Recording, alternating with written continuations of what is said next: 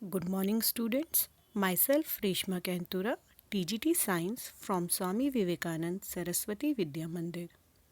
Today, I will explain you some topic of lesson fundamental unit of life, that is cell. So, let's begin with the chapter. Student, you all are aware of this word cell. Cell से आप सब aware हैं क्योंकि आपने class 8th में भी इसके बारे में थोड़ा बहुत पढ़ा है. That our whole body is made up of cell. हमारी बॉडी किससे बनी हुई है? सेल से बनी हुई है. Not only our body but all living organism are made up of cell. तो सिर्फ हमारी बॉडी नहीं, जितने भी लिविंग ऑर्गेनिज हैं they are made up of cell. As you all know कि हम ऑर्गेनिज की जो बॉडी है it is made up of organ system. जितने भी ऑर्गन सिस्टम मिलके क्या बनाते हैं? एक ऑर्गेनिज बनाते हैं. एंड ऑर्गन सिस्टम कौन बनाता है? सारे ऑर्गन्स मिलके बनाते हैं. तो बहुत सारे ऑर्गन मिलके ऑर्गन सिस्टम बनाते हैं. उसी तरीके से बहुत सारे टिश्यूज़ मिलके क्या बनाते हैं? ऑर्गन. टिश्यू क्या है? They are the group of cells. इनके बारे में आप डिटेल में आगे क्लास में पढ़ेंगे, आगे नेक्स्ट चैप्टर में पढ़ेंगे. तो टिश्यू क्या बनाते हैं? ऑर्गन.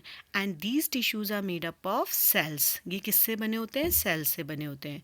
तो ultimately the cell is the smallest unit of life. Cell क्या है? सबसे छोटी यूनिट है. और अगर हमें सेल को डिफाइन करना हो तो हम क्या बोलेंगे? It is the basic structural and functional unit of life. Cell क्या है? स्ट्रक्चरल और फंक्शनल यूनिट ऑफ लाइफ है. यहाँ इस स्लाइड में मैंने दो वर्ड्स को अंडरलाइन किया है, एक स्ट्रक्चरल को और एक फंक्शनल को. तो सेल को हम स्ट्रक्चरल क्यों कहते हैं? क्योंकि हमारी बॉडी का, लिविंग ऑर्गेनिज्म की बॉडी जो स्ट्रक्चर बना हुआ है it is made up of cell. Cell से बना हुआ है, that's why it is known as structural. And जितने भी ऑर्गेनिज्म के अंदर फंक्शन परफॉर्म होते हैं वो कौन परफॉर्म करता है? They are perform by the cell. उन्हें सेल परफॉर्म करते हैं. That's why it is known as functional unit of life. Clear? Now if we talk about discovery of cell, हम सेल की डिस्कवरी की बात करें तो cell was discovered by Robert Hooke in 1665. Robert Hooke ने cell को discovered किया था. कैसे किया था? He took a slice of cork. उन्होंने क्या किया था? कॉर्क की स्लाइस ली थी और उसको माइक्रोस्कोप के अंडर एग्जामिन किया था. माइक्रोस्कोप उन्होंने खुद बनाया था. उस समय माइक्रोस्कोप नहीं थे तो उन्होंने अपना सेल्फ डिज़ाइन माइक्रोस्कोप से इसकी स्टडी करी थी. कॉर्क क्या होता है? बेसिकली कॉर्क ये मिलता है हमें बार्क ऑफ ट्री से. जो बॉटल के ऊपर जो कैप लगती है ना उसमें यूज़ होता है ये. So this is a figure, diagram आपको दिख रही होगी, पिक्चर ऑफ कॉर्क. तो he took a thin slice of cork. उन्होंने क्या किया? इसकी थिन स्लाइस ली और उसको माइक्रोस्कोप के अंदर देखा. And he noticed little room. उनको कैसा स्ट्रक्चर नज़र आया? उनको एक हनी कॉम की तरह उसका स्ट्रक्चर नज़र आया. जैसे हनी कॉम में छोटे छोटे कंपार्टमेंट होते हैं ना, यहाँ पे आपको पिक्चर में दिख भी रहा होगा. तो छोटे छोटे कंपार्टमेंट में, तो उसी तरीके से उन्हें कॉर्क में वो नज़र आया.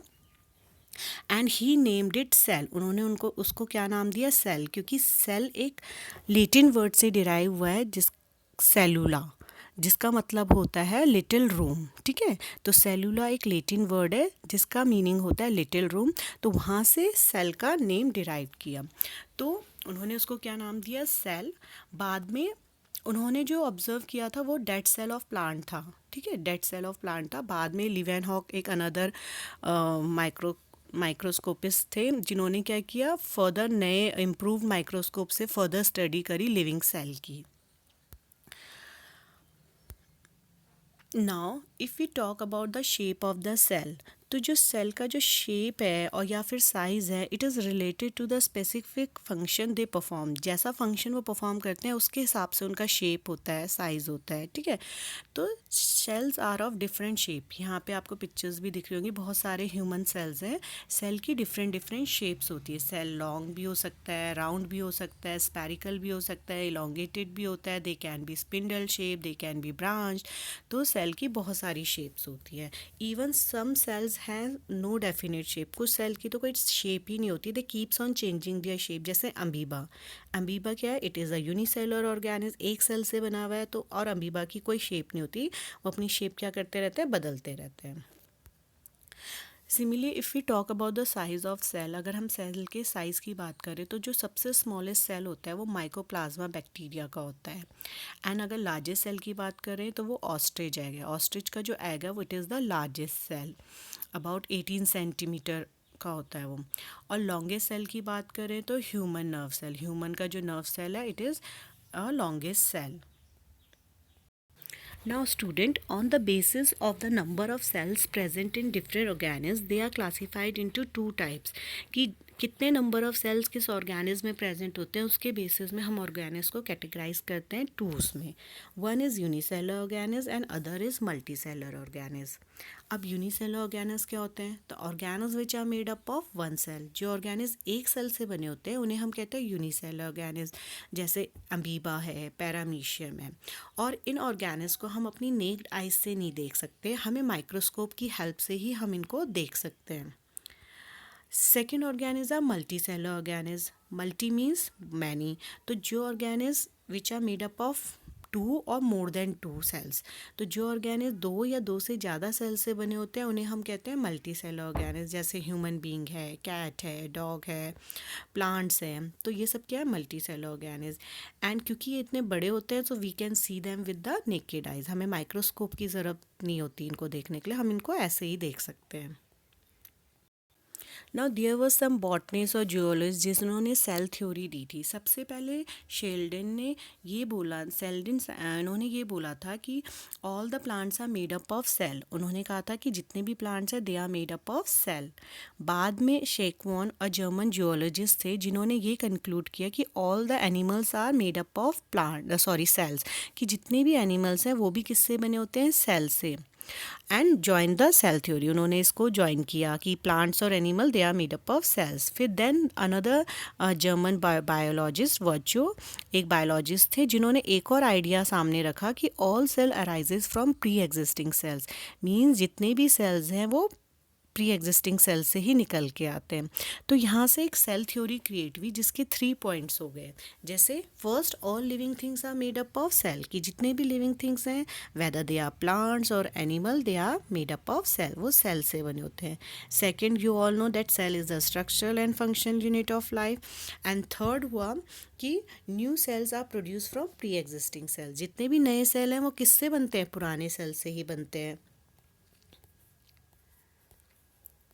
Now student, we will talk about structure of cell.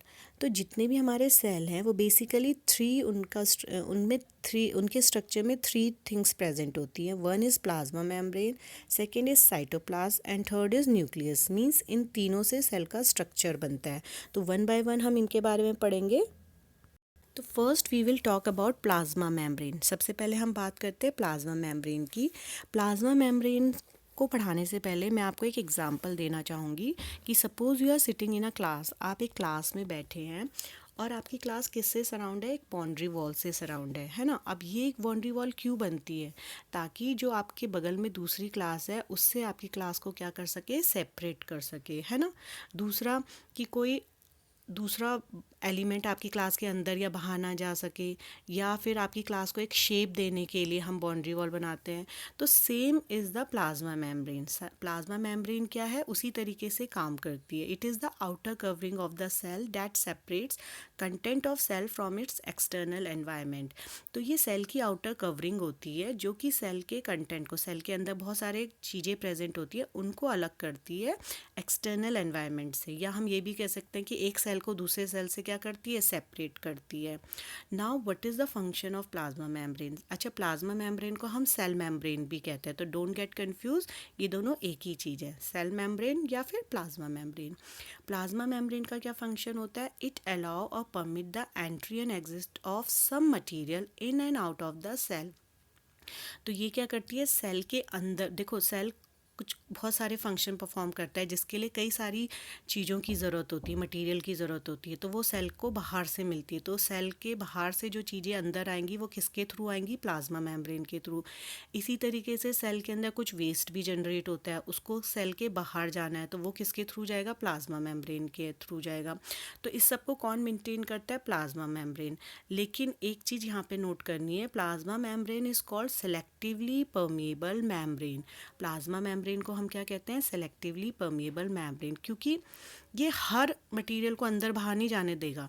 It will allow only some material to enter और एग्जिट द सेल। तो कुछ ही मटेरियल जो सेल के लिए ज़रूरी हैं वो ही अंदर आएंगे और कुछ ही मटेरियल सेल के बाहर जाएंगे। तो सिलेक्टेड मटेरियल मींस मटेरियल को सिलेक्ट करके भेजता है, इसीलिए इसको हम क्या कहते हैं, सेलेक्टिवली परमिएबल मेम्ब्रेन। और इसके अलावा प्लाज्मा मेम्ब्रेन का क्या फंक्शन होगा, it maintain the shape of the cell, cell को क्या करती है, शेप देती है।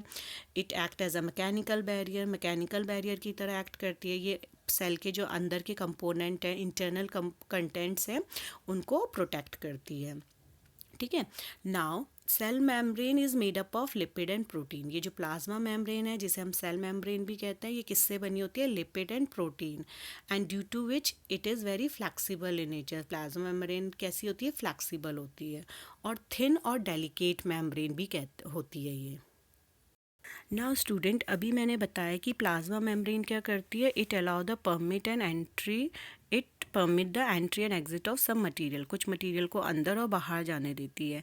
अब कोई प्रोसेस तो होता होगा जिसके थ्रू ये अंदर और बाहर होते हैं मटेरियल, तो that process is known as diffusion. Diffusion के प्रोसेस से मटेरियल प्लाज्मा मेम्ब्रेन के अंदर और बाहर जाते हैं। अब ये डिफ्यूजन क्या होता है, it is the spontaneous movement of a substance from a region of its higher concentration to a region of its lower concentration.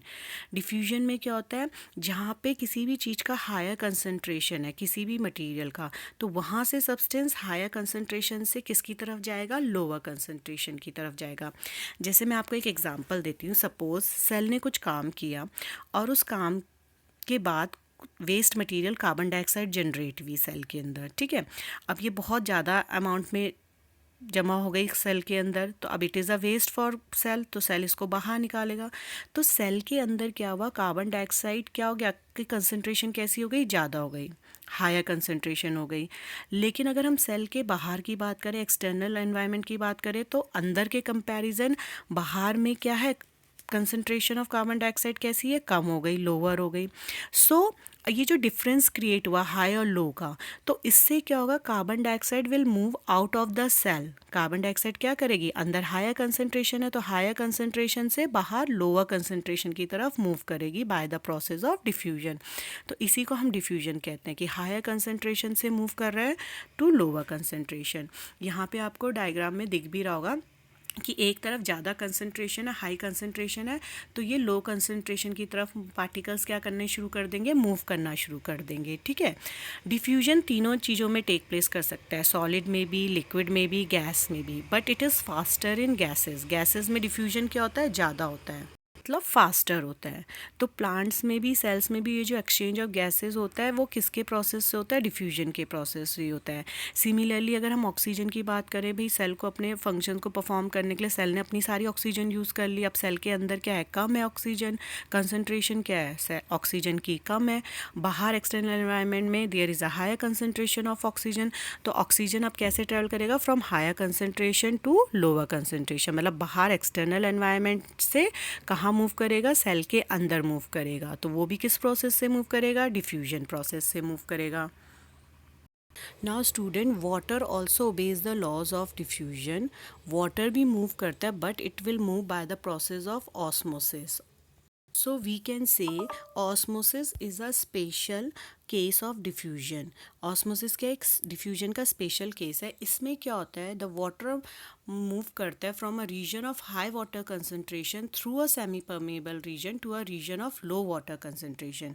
Osmosis में क्या होता है, वाटर मॉलिक्यूल मूव करते हैं through a semi permeable membrane. यहाँ पे एक difference है, डिफ्यूजन में कोई सेमी परमेबल मेम्ब्रेन नहीं होती बीच में, लेकिन ऑस्मोसिस में क्या होती है, सेमी परमेबल मेम्ब्रेन प्रेजेंट होती है, जिसके थ्रू क्या करता है, वाटर मूव करता है। कहाँ से कहाँ मूव करेगा, from the region of high water concentration to a region of low water concentration. तो जितने भी हमारे यूनिसेलर वाटर ऑर्गेनिज्म हैं वो क्या करते हैं, ऑस्मोसिस के थ्रू ही वाटर लेते हैं। या प्लांट्स रूट जो वाटर एब्जॉर्व करती है, it absorb water through the process of osmosis. Osmosis के थ्रू ही वो क्या करती है, प्लांट वाटर एब्जॉर्व करते हैं। तो वाटर के मूवमेंट को हम क्या कह रहे हैं, ऑस्मोसिस कह रहे हैं। Now we will study about types of solution. 3 types के सॉल्यूशन होते हैं। अगर हम इन सॉल्यूशन में सेल को रखें तो सेल में क्या इफेक्ट होगा वो हम पढ़ेंगे। तो सबसे पहले हम बात करते हैं हाइपोटोनिक सॉल्यूशन की। हाइपोटोनिक सॉल्यूशन वो सॉल्यूशन होता है जिसमें जो बाहर का जो बाहर, सेल के बाहर का जो एनवायरनमेंट है वहाँ पे क्या होता है, there is a high water concentration ज़्यादा होता है सेल के बाहर, और सेल के अंदर जो वाटर कंसंट्रेशन क्या होता है, कम होता है। तो ऐसे सॉल्यूशन को हम क्या कहते हैं, हाइपोटोनिक सॉल्यूशन कहते हैं। यहाँ पे अगर हम सेल को प्लेस करेंगे, अगर हम सेल को रखते हैं ऐसे सॉल्यूशन में, तो क्या होगा, क्योंकि बाहर क्या है, वाटर कंसंट्रेशन ज़्यादा है as compare to inside the cell, cell के अंदर क्या है, कम है। तो क्या होगा, सेल विल गेन वाटर, क्योंकि बाहर से वाटर कहाँ मूव करेगा, सेल की तरफ मूव करेगा, क्योंकि मैंने बताया था higher concentration to lower concentration. और जब सेल के अंदर वाटर मूव करेगा तो इट विल स्वेल। तो यानी कि हाइपोटोनिक सॉल्यूशन में अगर हम सेल को रखते हैं तो सेल क्या करेगा, it will swell bye the process of osmosis, osmosis process के थ्रू सेल स्वेल करेगा। बट इन आइसोटोनिक सॉल्यूशन में क्या होता है, यहाँ पे क्या होता है, सेम कंसंट्रेशन है सेल के बाहर भी और अंदर भी। तो कंसंट्रेशन सेम है तो क्या होगा, कोई डिफरेंस क्रिएट नहीं होगा। तो वाटर अंदर और बाहर दोनों डायरेक्शन में क्रॉस करेगा, but the amount will be same. So cell का साइज़ क्या रहेगा, सेम रहेगा, ना वो स्वेल करेगा ना श्रिंक करेगा, जो उसका साइज़ है वो सेम रहेगा, क्योंकि वाटर अंदर बाहर सेम अमाउंट में फ्लो कर रहा है। क्लियर है। तो ऐसे सॉल्यूशन को हम कहते हैं isotonic solution. Third is hypertonic solution. Hypertonic solution में क्या होता है, हाँ, हाइपरटोनिक सॉल्यूशन में क्या होता है, ये वो सॉल्यूशन है जिसमें क्या होता है, सेल के अंदर तो कंसंट्रेशन ज़्यादा है, वाटर कंसंट्रेशन, लेकिन बाहर, सेल के बाहर क्या है, वाटर कंसंट्रेशन कम है। तो अगेन डिफरेंस क्रिएट होगा, तो हायर कंसंट्रेशन से मूव करेगा लोअर कंसंट्रेशन की तरफ। तो सेल के अंदर जो वाटर है वो बाहर मूव करेगा, सेल विल लूज़ वाटर, हम ये कह सकते हैं, ऑस्मोसिस प्रोसेस के थ्रू। एंड ड्यू टू विच जब सेल के अंदर से कोई चीज़ बाहर जाएगी तो सेल क्या करेगा, इट विल श्रिंक। तो ऐसा सॉल्यूशन जहाँ पे सेल श्रिंक कर रहा है उसको हम कहते हैं हाइपरटोनिक सॉल्यूशन। तो आपको क्लियर हो गए होंगे दोनों तीनों solution, hypotonic, isotonic and hypertonic.